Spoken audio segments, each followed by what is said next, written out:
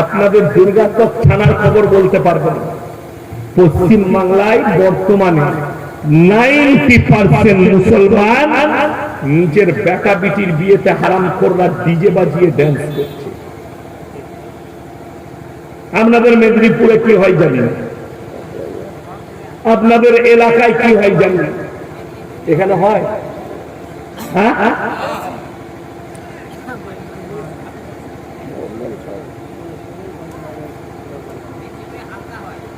হালকা হালকা হলে গুনাহ নাই, তাই তো নাকি? আচ্ছা, আমাদের দেশের নিয়ম শুনেলেন, এই যে হালকা বললেন, লোকরা মনে করে 1 টাকা চুরিটা চুরি, চুরি নয়, আর 1 লাখ টাকা চুরিটা চুরি। বড় কষ্ট লাগে। আজকে একটা গরিব মানুষ আপনার দোকান থেকে 1 প্যাকেট বিস্কুট চুরি করলে তাকে চোর বলে, আর দেশের নেতারা কোটি কোটি টাকা চুরি করছে, তারা চোর লয়, তারা সম্মান। কথাটা বুঝতে পারেননি?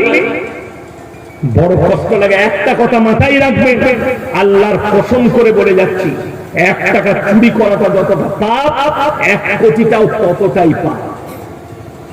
1 কোটিটা বড় পাপ নয়, আর 1 টাকাটা কম পাপ নয়, দুটোই। চুরি করা পাপ। চুরি করা কি পাপ? আপনি বিস্কুট চুরি করেন, চানাচুর করেন, আর জুতো চুরি করেন, চোর আপনি, চুরি করেছেন। গান হালকা বাজান আর ভারী বাজান দুটোই হারাম, দুটোই হারাম।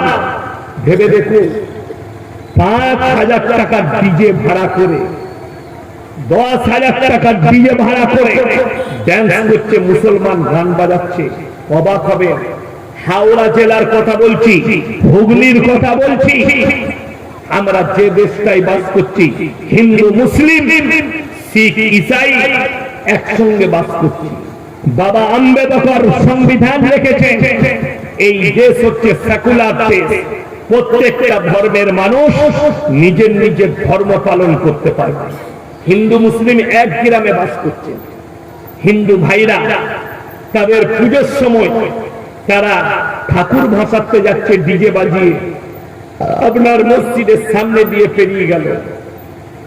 কষ্টটা কোথায় জানেন? আপনি থানায় অভিযোগ করলেন আমাদের নামাজের ক্ষতি, ইমানের ক্ষতি। কেন? ডিজে বাজিয়েছে, আমাদের মসজিদের সামনে দিয়ে পেরিয়েছে। মুসলমান কতটা নেমো খারাপ বলে দিন। যদি হিন্দু ভাইরা তাদের ধর্ম পালন করলে ডিজে বাজালে তোমার ইমানের ক্ষতি হয়, আর মুসলমান বেটা বিটির বিয়েতে হারামখোর পাড়াতে 3 দিন ডিজে আর ড্যান্স করছে, তখন তোমার নামাজেরও ক্ষতি হয় না, তোমার ইমানেরও ক্ষতি হয় না। কথাটা বুঝাতে পারলাম? শুধু তাই নয়, ঈদের দিনে আমার জলসা ছিল বীরশিবপুর মার্কাজ, হাওড়াতে। বীরশিবপুর মার্কাজের কাছে জলসা ছিল, একবারই মার্কাজের পাশে, রাস্তার উপরে জলসা করেছিল। আমি বেরিয়েছি আসরের পরে। আজকে আমি 3টেই গাড়ি ছেড়েছি, সেই দিনে ছেড়েছিলাম আসরের নামাজ পড়ে। রাস্তার উপরে বিশ্বাস করবেন না, মুসলিমদের ছেলেরা চাঁদ রাত থেকে হারামখোররা ঈদের দিন ডিজে বাজিয়েছে সারাদিন। তখন তোমার ইমানের ক্ষতি হয় না, তখন তোমার নামাজের ক্ষতি হয় না। কোন বাপের বেটা মৌলবি এই হলদিয়ার মধ্যে, মেদিনীপুরের মধ্যে যদি বলে দিতে পারে যে ঈদেতে খুশি করে গান বাজনা করা জায়েজ আছে, আমি মৌলবি শওকতের বেটা মৌলবি ইয়াসিন আল্লাহর কসম জীবনে আর বক্তব্য দেব না। আর তা না হলে সেই বেটা মৌলবিকে জুতোর মালা করে ঘর পাঠাবো। যদি কোন বাপের বেটা মৌলবি থাকে, আমি 2 ঘন্টা স্টেজে আছি, নিয়ে আসুন এখানে।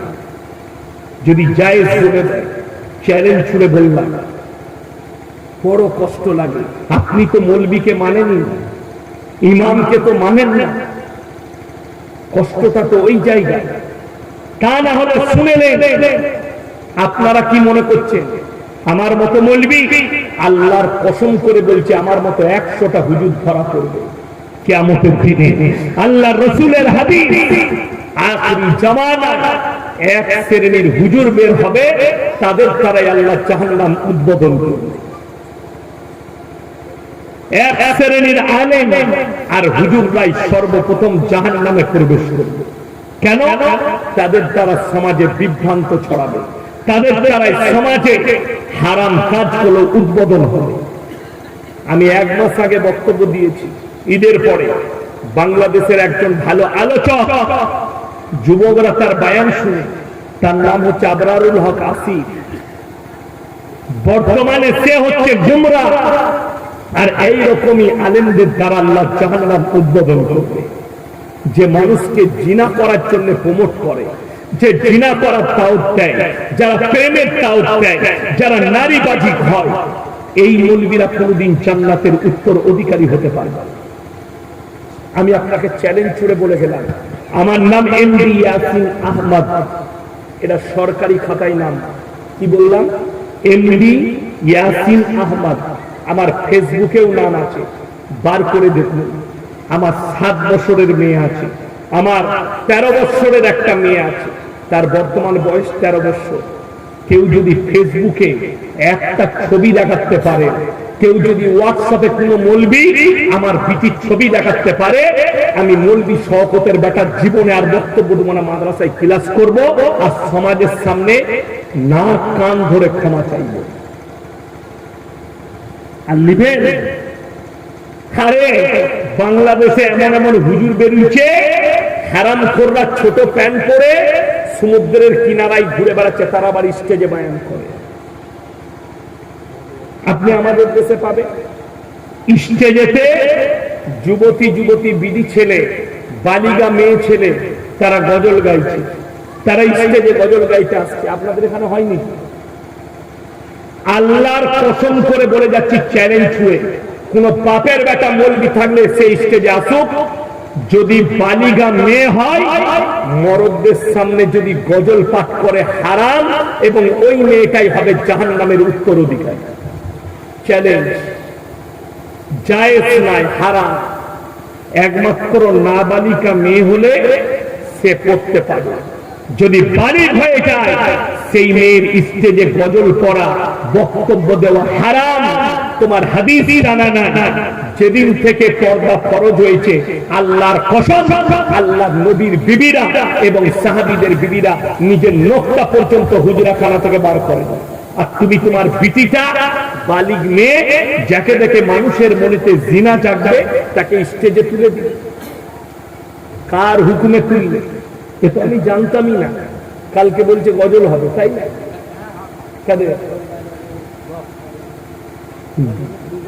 ডিজে গজল। আল্লাহর কসম করে বলছি, যারা কমিটি আছেন শুনে যান, আমি কারো বাঁয়ে বোয়ানো বক্তা লয়।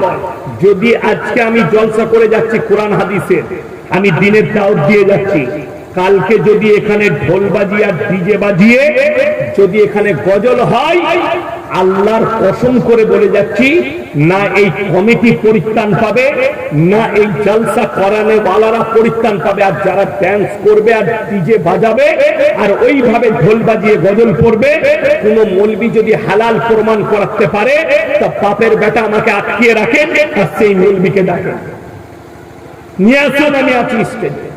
যদি কোন বাপের বেটা থাকে মৌলবি, আমি গাঁজাখোর আর মূর্খদের সঙ্গে কথা বলবো না, কোরআন আর হাদিস নিয়ে আসবে স্টেজে বসে, আমাকে প্রমাণ দিবে যে ঢোল বাজিয়ে আর ডিজে বাজিয়ে গান বাজিয়ে কি করতে হবে? গজল। আরে গানের সুরে গজল পড়াটাই হারাম, তোমার জানা না? গানের সুরে গজল পড়া হারাম। মহিলারা যদি বালিগ হয়, পুরুষদের সামনে গজল পড়া হারাম, তোমার জানা না? বড় কষ্ট লাগে। আমি কত জায়গায় অ্যাভয়েড করি, আপনার জানা নাই।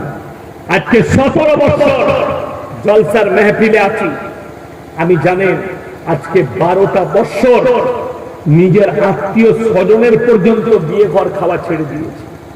তার কারণ একটাই, হারাম কাজ। নবীর সুন্নত পালন করতে গিয়ে একটা সুন্নতের জন্য 100টা হারাম কাজ হয় একটা বিবাহ বাড়িতে। আমরা রুখতে পারি না কেন? আমরা অ্যাক্টিভিটি দল। যদি আজকে মুসলমান যারা মুমিন, যাদের মুখে দাঁড়িয়ে আছে, যারা নামাজি, তারা যদি আজকে সচেতন হতাম আমরা, তাহলে এই হারামখোররা বিয়ে বাড়িতে গান বাজাতে পারত না। গ্রামের কমিটি বিচার করুক, যে বেটা বিটির বিয়েতে গান বাজাবে সঙ্গে সঙ্গে তাকে বয়কট করা হবে, তার বিয়েতে না ইমাম পড়াতে যেতে পাবে, না কেউ তার বিয়েতে যোগদান করবে। দেখুন সুজা হয় কি হয় না। কিন্তু বড় কষ্ট লাগে, ইমাম সাহেব যদি বলে ওখানে গান বাজনা হচ্ছে আমি বিয়ে পড়াতে যাব না, তো তোমার মতো কমিটি ইমামকে তাড়াবে। আমি এখানে গল্প গুজব করিনি, এগুলো শরীয়ত বলছি। আপনাকে জানা আছে হাদিসটা, তোমার যে কোনো মৌলবীকে জিজ্ঞেস করবে।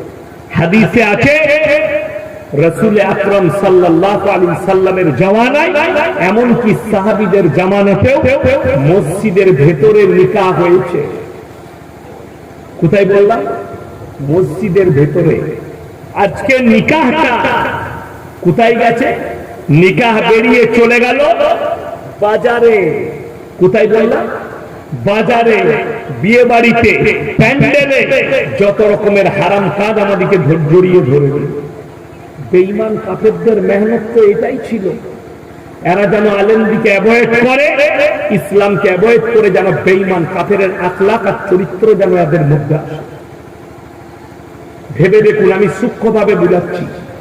বর্তমানে পৃথিবীতে 250 কোটি মুসলমান আছে। জোরে একবার বলুন সুবহানাল্লাহ। হলো পৃথিবীতে, গোটা পৃথিবী জুড়ে ইহুদি আছে মাত্র 1 কোটি। ইহুদি কত বললাম?